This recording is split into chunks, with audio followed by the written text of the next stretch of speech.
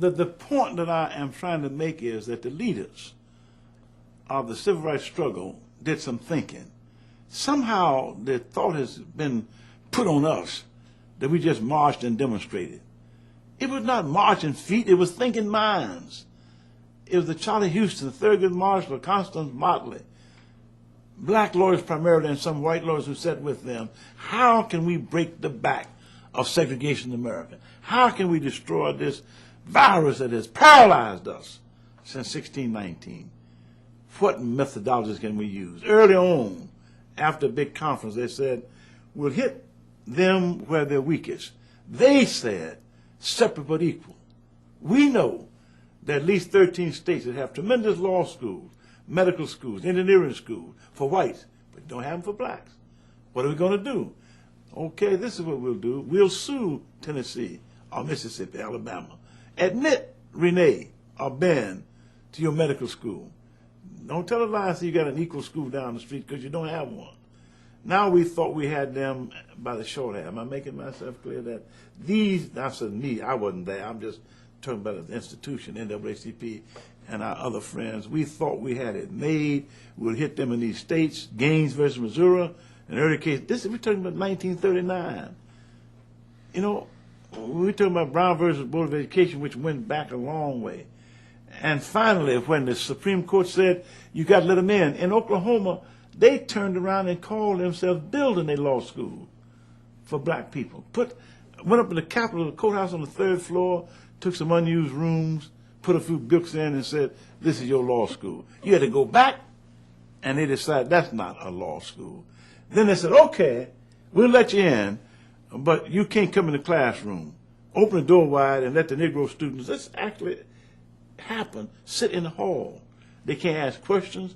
The professors can't call on them. They cannot interface, but they can hear the lecture and participate, but in the hallway, in Oklahoma. I mean, we had to go through case after case, up and down. And finally came Briggs in South Carolina, Clarendon County, when a black veteran said, look, on rainy days, our kids stand out there walking to a bus line. Walking to school. The white kids in buses, fumes from the exhaust, mud on our kids. So he went to the Board of Education, not for equality of schools, but for bus service for black students.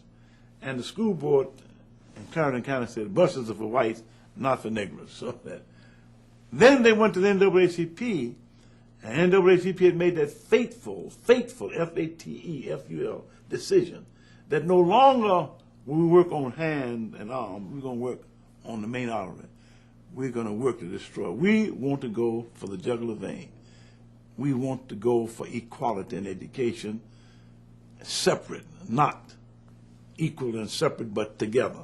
So the Briggs case became the case where the NAACP, through its legal defense fund, decided to go all the way. It was consolidated. The Brown case was contemporaneous. That was where a young black woman in Topeka, Kansas had to walk by white schools to get to the black school. The cases were consolidated and tried under the name Brown versus Board. Now, the black veteran who brought the suit in South Carolina, the story is not told nationally, but he found he had to leave the state. They would not give him a job. He could not get the credit for his farming. He made a tremendous sacrifice. The bleaching bones of black folk all over this nation are there for young blacks to see if they would. And Emmett Till, George, the people who gave their lives. So when the case came to the Supreme Court, we decided to go for the jugular vein. Either it's wrong or it's not. We're not going to no longer fight to get into these law schools and let you keep us 7 years. The kids who want to go are too old to get a benefit by the time you decided. And you know the story of Brown versus Board, but for the benefit of those who didn't hear it, the Chief Justice was Fred Vinson, a Kentuckian who was not in favor of integration. It looked like we were in for another loss, and a change of national office came. Eisenhower appointed Warren, and the story is told, I suppose it's true, that Warren went to Virginia with his black chauffeur, looking at all the greatness there in Virginia, and came out the next morning and saw a chauffeur sitting there sleeping behind the wheel and said, what in the world are you doing out here? Why didn't you get a hotel room? He said, you know, Mr. Warren, you know I can't get a hotel room here.